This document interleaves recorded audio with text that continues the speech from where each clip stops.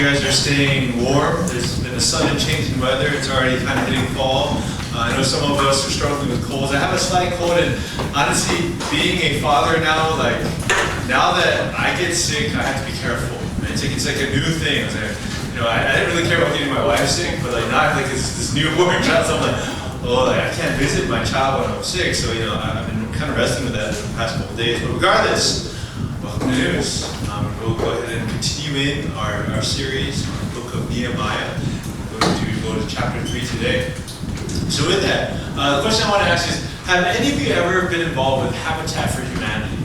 Now I know this is much more common in America. I know they have it in Korea, but I know it's a much more common thing to be involved in. Anyone ever done Habitat for Humanity? Raise your hands. Anyone? Am I the only one? It looks like I'm the only one. Oh, you guys don't like helping people. But regardless, Habitat for Humanity, basically it's an NGO that was started a long time ago to help build housing for people that couldn't afford housing themselves. And so I helped out with this a long time ago back when I was in Austin, Texas. And basically you just volunteer and you help build houses. You have no idea what you're doing. They tell you exactly what to do. It's a very simple task usually. But literally you're helping someone build their house. And the person who the house is for is actually there with you, serving with you. You're building it together. So it's a cool experience. They do have it here in Korea. I did some research. In Korea, they have built almost 6,000 houses. But they've actually built almost 60,000 houses outside of Korea. So what I've recognized is Habitat for Humanity in Korea is actually more about going to underdeveloped countries and helping them build housing. And so a lot of companies will do this, like Korean Air, I know does this where they kind of do this as a team bonding thing where they have their own planes anyway. So they fly to one of these countries and they bring a team of Korean Air employees and they build houses for the people that are underprivileged, right? And so, I guess since I'm the only one who's ever done this, it's actually kind of a cool thing. Even if you know nothing about houses, I think I was putting up drywall. I'm an engineer, but I had no idea what I was doing. But you're just hammering away, building the house. It's a cool experience just because you understand that the work that you're doing is actually going to give someone a place where they can live, right? And you're literally with them, building it together. So it's an interesting experience. I just brought it up just in case others had done it themselves. Regardless, we're looking at Nehemiah 3, so open your Bibles, smartphones, or look at the screen. Nehemiah 3. We're going to read the entire chapter. It's quite long, and there are many, many names. All right. Nehemiah 3, starting from verse 1. Eliashib, the high priest, and his fellow priests went to work and rebuilt the sheep gate. They dedicated it and set its doors in place, building as far as the Tower of the 100, which they dedicated, and as far as the Tower of Hananel. The men of Jericho built the adjoining section, and Zachar, son of Imri, built next to him. The fish gate was rebuilt by the sons of Hasanah. They laid its beams and put its doors and bolts and bars in place. Meremoth, son of Uriah, the son of Hakaz, repaired the next section. Next to him, Meshullam, son of Berechiah, the son of Meshezabel, made repairs, and next to him, Zadok, son of Baana, also made repairs. The next section was repaired by the men of Tekoa, but their nobles would not put their shoulders to the work under their supervisors. The Jeshanah gate was repaired by Joiada, son of Paseah, and Meshullam, son of Besodeiah. They laid its beams and put its doors with their bolts and bars in place. Next to them, repairs were made by men from Gibeon and Mizpah, Melatiah of Gibeon, and Jadon of Meronoth, places under the authority of the governor of Trans-Euphrates. Uziel, son of Harhiah, one of the goldsmiths, repaired the next section, and Hananiah, one of the perfume makers, made repairs next to that. They restored Jerusalem as far as the broad wall. Raphiah, son of Hur, ruler of a half-district of Jerusalem, repaired the next section. Adjoining this, Jediah, son of Harumath, made repairs opposite his house, and Hattush, son of Hashabneah, made repairs next to him. Malchijah, son of Harim, and Hashub, son of Pahath Moab, repaired another section in the tower of the ovens. Shallum, son of Hagohesh, ruler of a half district of Jerusalem, repaired the next section with the help of his daughters. The valley gate was repaired by Hanun and the residents of Zanoah. They rebuilt it and put its doors with their bolts and bars in place. They also repaired 1,000 cubits of the wall as far as the dung gate. The dung gate was repaired by Malchijah, son of Rechab, ruler of the district of Beth Hakaram. He rebuilt it and put its doors with their bolts and bars in place. The fountain gate was repaired by Shulun, son of Hoseth, ruler of the district of Mizpah. He rebuilt it, roofing it over and putting its doors and bolts and bars in place. He also repaired the wall of the pool of Siloam by the king's garden as far as the steps going down from the city of David. Beyond him, Nehemiah, son of Azbuk, ruler of a half district of Beth Zur, made repairs up to a point opposite the tombs of David as far as the artificial pool and the house of the heroes.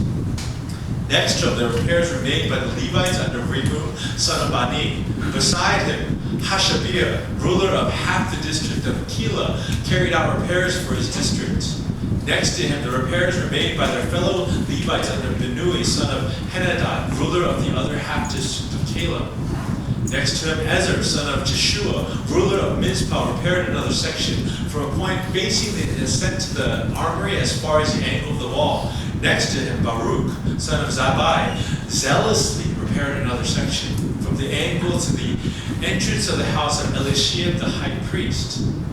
Next to him, Meremoth, son of Uriah, the son of Hakaz, repaired another section from the entrance of Eliashib's house to the end of it. The repairs next to him were made by the priests from the surrounding region.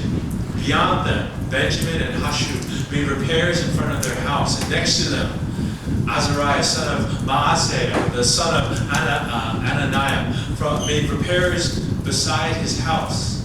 Next to him, Binui, son of Henadad, repaired another section from Azariah's house to the angle in the corner, and Palal, son of Uzziah, worked opposite the angle in the tower projecting from the upper palace near the court of the guard.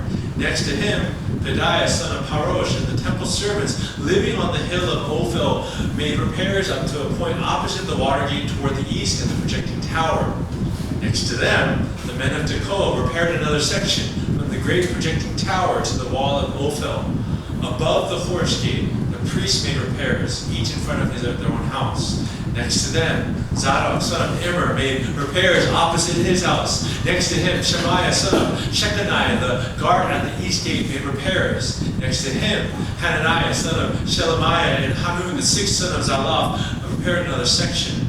Next to them, Meshulam, son of Berechiah, made repairs opposite his living quarters. Next to him, Malchijah, one of the goldsmiths, made repairs as far as the house of the temple servants and the merchants, opposite the inspection gate, and as far as a room above the corner. In between the room above the corner and the sheep gate, the goldsmiths and merchants made repairs. Amen. All right.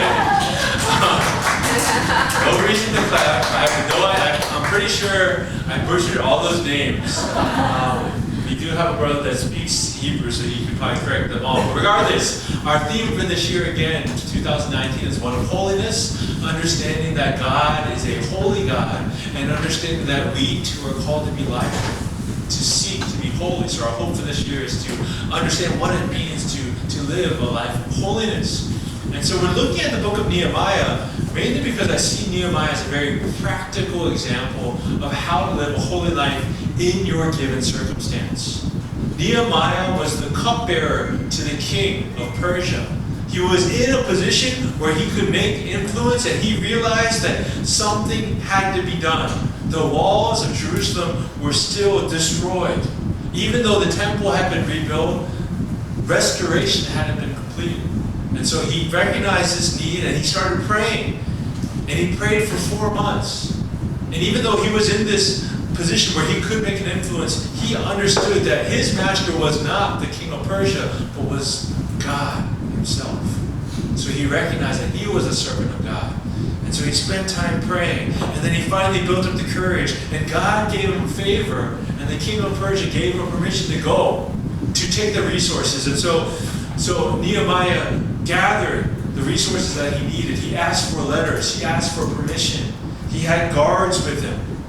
But then, instead of making a big event of his arrival, he went secretly. He went quietly. And he inspected all the walls by himself. And he recognized this is what we need to do. And gathering all that information, he went back to the leaders of Jerusalem. He said, this is what we got to do. Let's do it. Let's rebuild. And so they said, okay.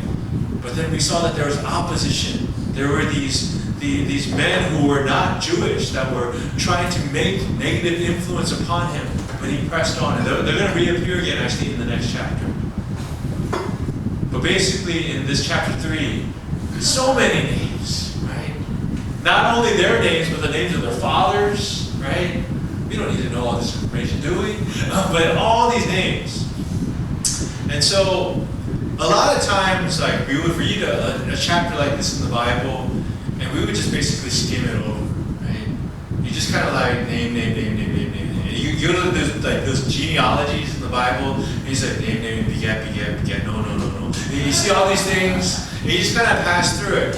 And it's easy for us to do that, but at many times, actually, what was it? In Second Chronicles? But basically, one of the longest lists in the Bible, I believe the beginning of Second Chronicles, a lot of Jews actually say that's their favorite part of the entire Bible, right? Because it shows a snapshot of their entire history through those names and how God was faithful to them generation after generation, even though some of those generations were some pretty bad dudes, right? They saw that God was faithful through them. And so here, I'm not going to go into all the names because honestly, it doesn't really have that much relevance to us, but there are things that we need to take away from this. So Nehemiah starts off right on verse 1, and he names the most important religious figure to the Jews in Jerusalem, where he says Eliashib the high priest, right? This was the top religious figure.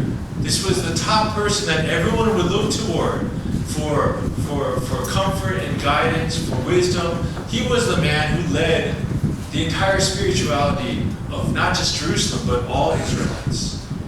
And Nehemiah says, Eliashib was on board. Not only was he on board, but the passage talks about Eliashib himself was building the wall, right? Think about that. Hopefully he wasn't wearing his priest robes while he was building the wall, but he rolled up his sleeves and he started building the wall himself. This wasn't a case of him delegating the work to his underlings. No. Eliashib, the high priest, this is the equivalent, like let's say we were Roman Catholics, this is like the Pope himself showing up, taking off his robe, and just getting dirty. Getting his hands dirty, cleaning up, making bricks, doing whatever it takes, right?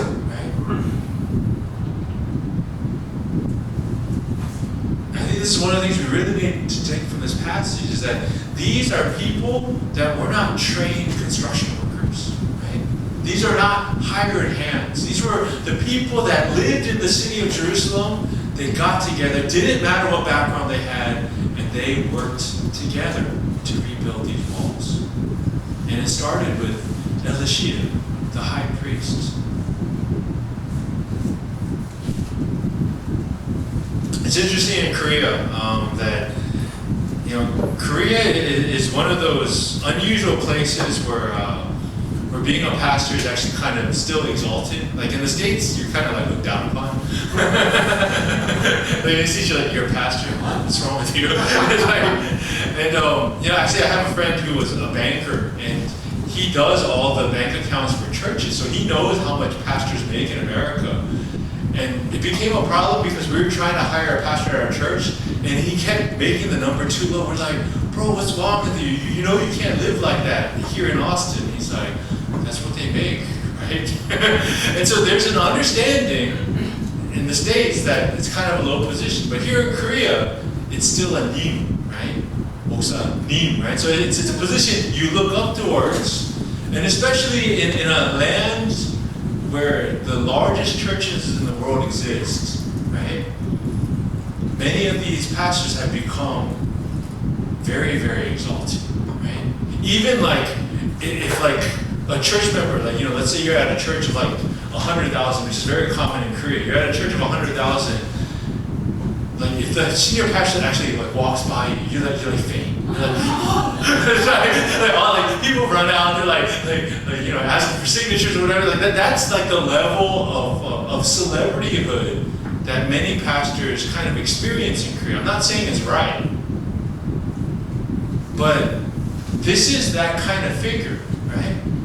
He was the most respected religious leader, and what he did was he took his robe off and he got to work.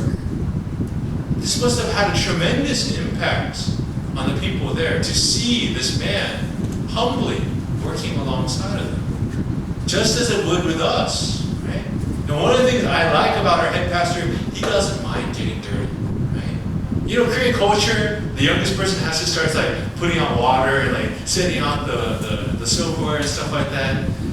A lot of times when we sit with him, he's doing it before we can even like sit down. Like he's putting out, and like we try to grab it from him, he like hits our hands. So I actually respect our head pastor a lot because he enjoys serving others. He doesn't demand to be served. But likewise, Elisha is doing the same thing. He's not watching the building of the walls. He's involved. So as we continue, there are 45 different locations that I read. 45. And among that, there are 40 different groups that helped rebuild those 45 different locations. This is a massive project, right? Building this wall was not a simple task. It required hundreds of people, right? And this was all coordinated by one man, Nehemiah. As I've been saying before, Nehemiah is he's a great example of leadership. To organize this huge task, to organize 40 different groups and to have them partake in these different parts of rebuilding, this is not a simple thing to do. And so I really want you to understand the gravity of what is going on and how many people were required to make this work. We found some excavations of this wall, and what we found is that the wall itself is about 9 feet or almost 3 meters thick. So this was a very thick wall that was built very, very quickly. And even when you look at the excavations, it's a very rough wall. You can tell that they weren't able to spend that much time in it. Later on, when we get in the book of Nehemiah, we're going to find out exactly how quickly they built this wall. But the speed at which they built this wall is part of the reason why this was such an amazing thing. Because this was a very thick, sturdy wall, built in a very quick time, but it was in such a quick way that all the nations around Jerusalem were like, wow, that was amazing. Like, bravo. Like, we didn't expect you guys to do it that quickly. So I want you to understand, again, this was a big project, right? This isn't just like us putting a picket fence around the house or something like that. This was a very, very big project. And this also shows, as I go through later on who actually did this took a lot of unity, right? You're talking about an entire city standing together hand in hand and saying, we're going to do this together. Brothers and sisters, this to me is really the point of this whole chapter. All of those names is to show us how much there was unity within that city. Right? This is a beautiful thing. I want you to hold that image in your head. Now, at the same time, there were some people who didn't get involved. In verse 5, it talks about these nobles that weren't willing to put their shoulder to the work, right, under their supervisors. Now, some of you might read this and be like, oh, they must have been too high class, like they don't want to get dirty or something like that. But actually, one of the things you need to know about Tekoa is it was very close to one of the enemies. Remember, there are 3 enemies that I mentioned before. There was Tobiah. Why am I forgetting the other guy? What was it? You're on the right path. I can't remember the name. But anyway, there was Geshem. Geshem the Arab. Geshem the Arab lived very close to Tekoa. So when they were refusing to work, it was mostly because they knew that if Geshem saw them working, he was going to give them trouble later. So they felt pressure. So the main thing you want to get from this is it was a wonderful image of unity, but not everybody was on board. Some people were still scared. So the people that did step up, they were very brave. So who are these people? So now we actually see from the list, as you go through the entire list, there are many different occupations that are listed. First off, we have priests. We have goldsmiths. We have perfume makers, merchants.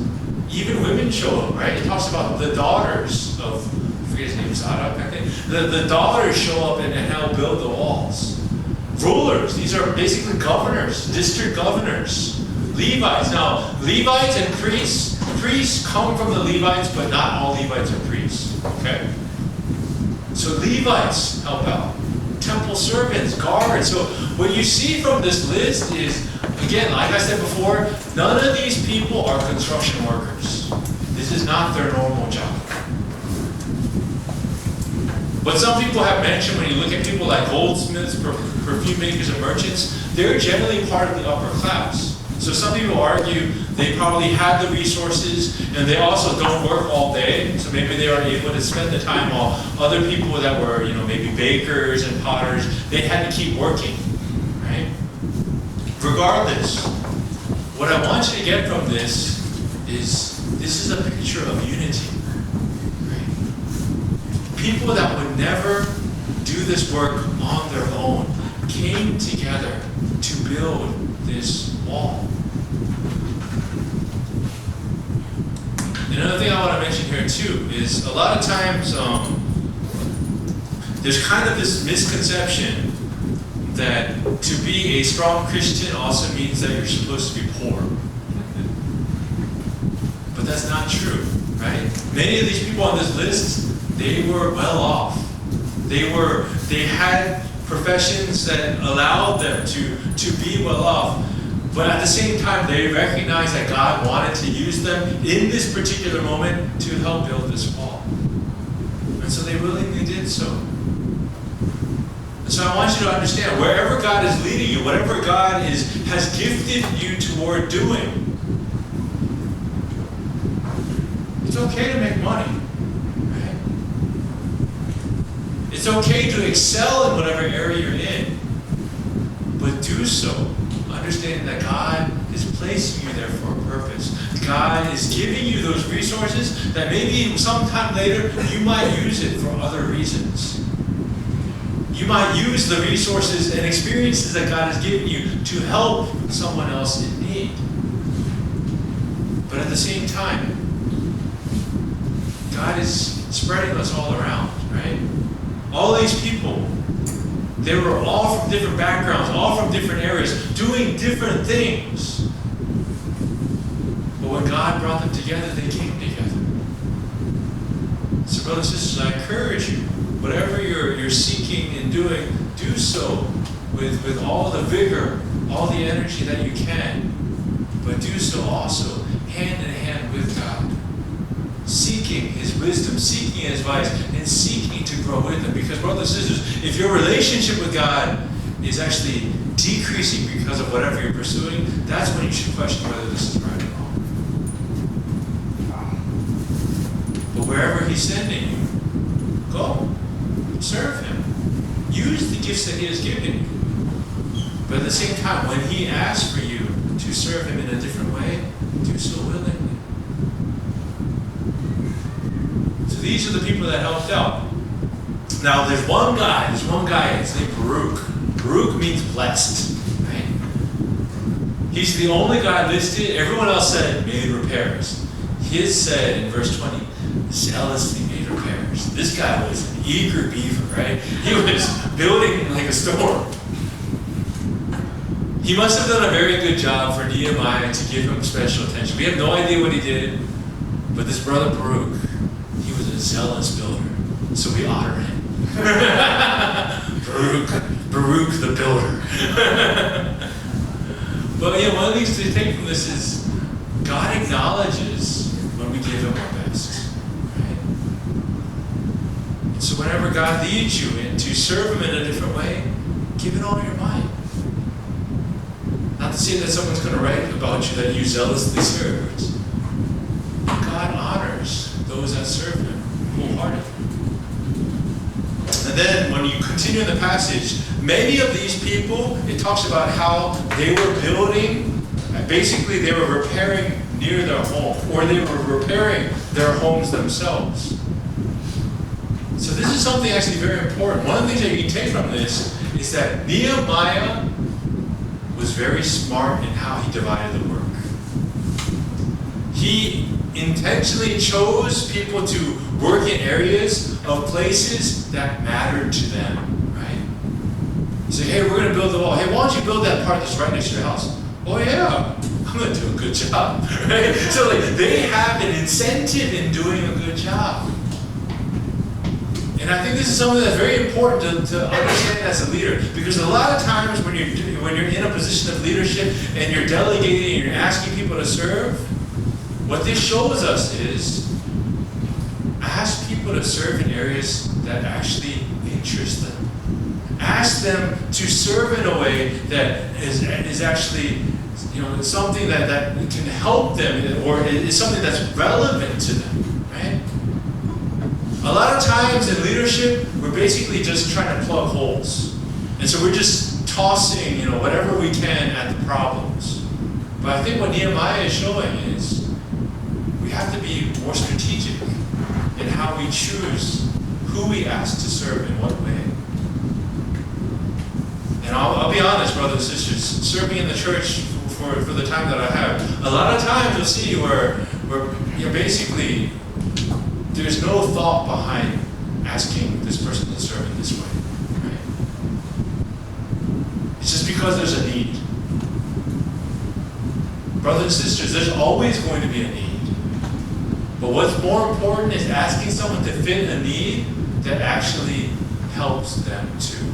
That actually encourages them too. That actually uses the gifts that they have, or is actually of special interest to them. And so even as we serve in leadership, we must be strategic and wise in how we ask those to serve under us, or asked to serve. So that's it. Why were the walls necessary? So this is the main thing I really want to address today is we see this wonderful picture of unity. We see all these different people from different backgrounds helping out. But why does this even matter? Right? What's the point? The temple was rebuilt. The Israelites had been allowed to go back to Jerusalem. Why couldn't they just worship? Right? What's the big deal?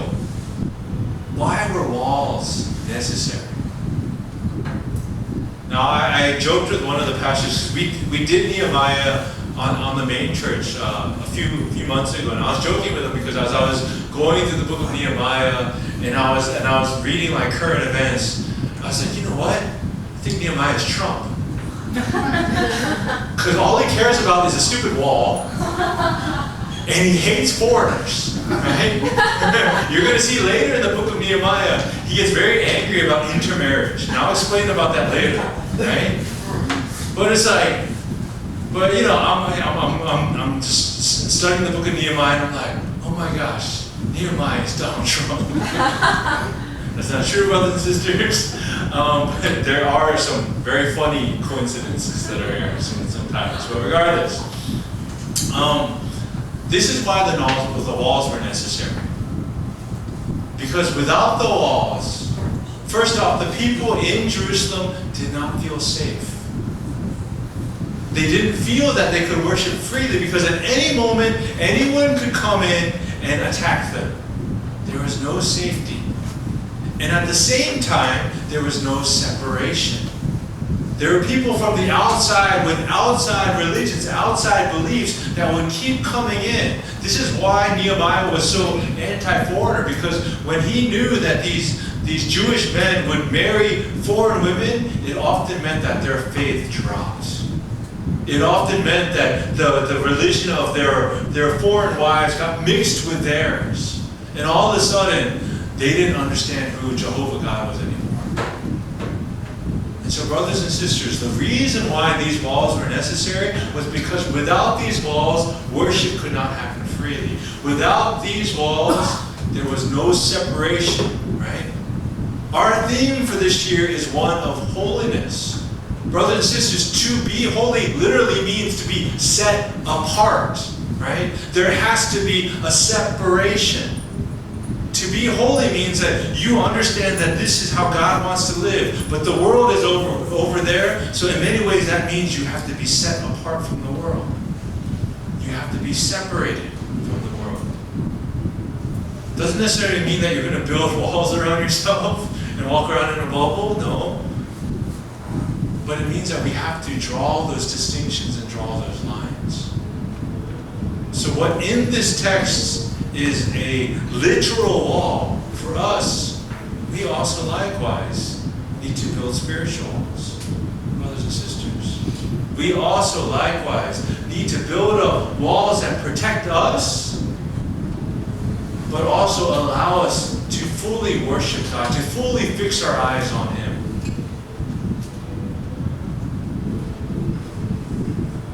Because brothers and sisters, if we just engage with the world without any filters,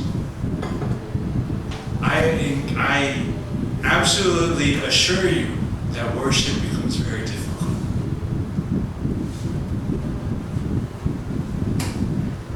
There was a generation, I guess when I was younger, there was a movement among Christians where everyone was like giving up everything secular, right?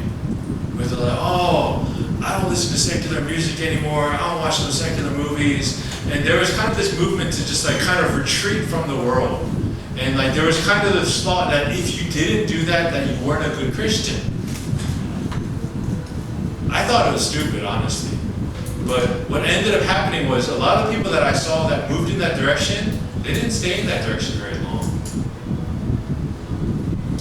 Our point of building spiritual walls is not to completely separate ourselves from the world. But at the same time, we do need to filter what we observe, what we consume. Living in this world does affect our beliefs, does affect how we see things. And the one thing that we have that we can use as grounds is our Bible and our church community. This is our foundation. But we have to build up spiritual walls to protect us.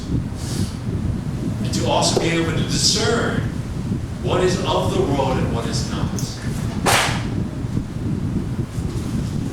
And so, brothers and sisters, this is a work that involves everyone.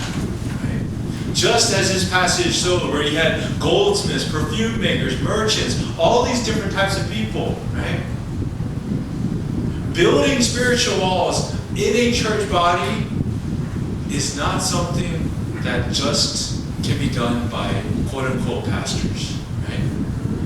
Now, honestly, brothers and sisters, if you're placing your spiritual bet, like you know, on me, you're screwed. I'll be honest, I can't help you.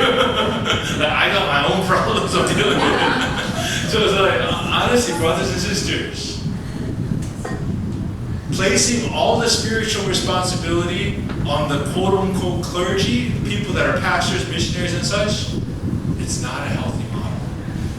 This is something that we have to do together, right? Building spiritual walls is something we do together. Doesn't matter what your background is, doesn't matter how long you've been a believer,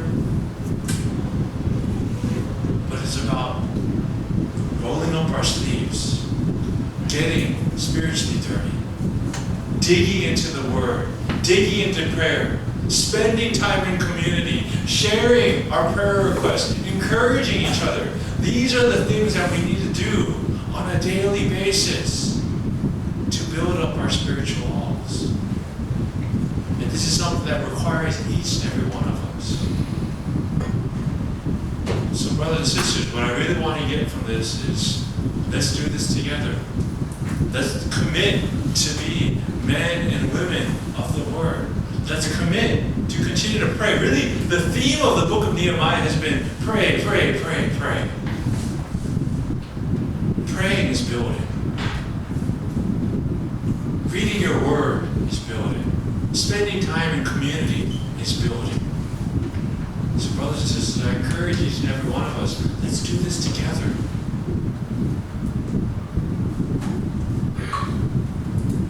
So with that, let's take some time to pray.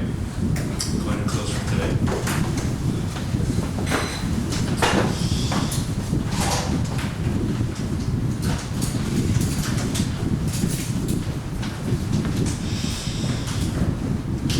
I want you to take a moment just to pray to God and ask God, where am I right now spiritually?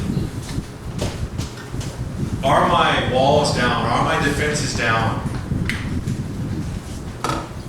Am I truly seeking you, and am I truly seeing the distinction between what it means to live a holy life and what it means to follow the world? Or do I have no clue? Am I just basically just going with the flow of things? So I really want us to take a moment to ask God, where am I right now spiritually? And as He reveals those things to you, I want you to also take a moment to ask God, how do I grow? How do I build my walls? What are the things that I need to seek in? Whether it's prayer, whether it's being in the Word, whether it's spending more time in the community of God. Let's take a moment to ask God, show me where I am and show me what I need to do to grow. Let's pray.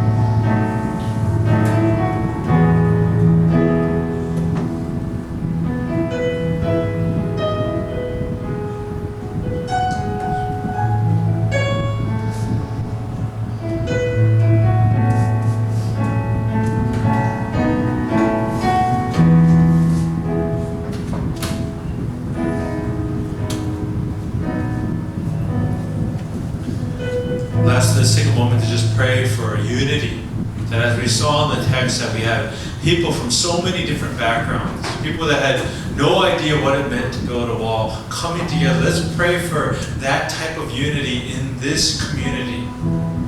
Regardless of our background, regardless of our culture or language, that there would be an unnatural unity in this place, that we would come together, seeking to worship God, seeking to build our spiritual walls together. And at the same time, like that guy Baruch, that we would be remembered for building zealously, that we would give it our all. So let's pray that we would have that spirit of unity, but also a tenacious spirit of wanting to serve Him faithfully and fully. Let's pray.